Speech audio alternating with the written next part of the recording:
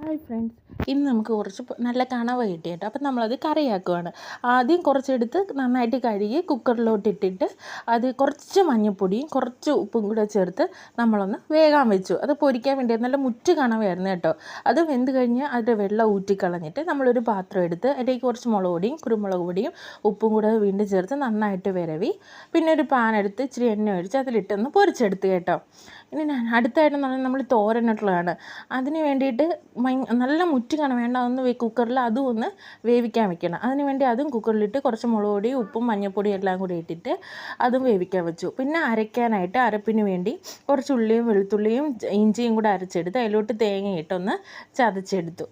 പിന്നെ കുറച്ച് ചെറിയ ഉള്ളി അരിഞ്ഞ് നമ്മൾ കണവത്തോരന് വേണ്ടി വെച്ചേക്കുവാണ്. അതിനായിട്ട് കുറച്ച് കണവ നമ്മൾ വേവിക്കാൻ വെച്ച കണവ എടുത്ത് അതിലോട്ട് ഈ അരപ്പൂടെ ചേർത്ത് മിക്സ് ചെയ്ത് വേവിക്കാൻ വെച്ചിട്ട് കുറച്ച് കടുക് വറുത്തതിലൊഴിച്ച് നമ്മുടെ കണവത്തോര റെഡി ആയിരിക്കുകയാണ്.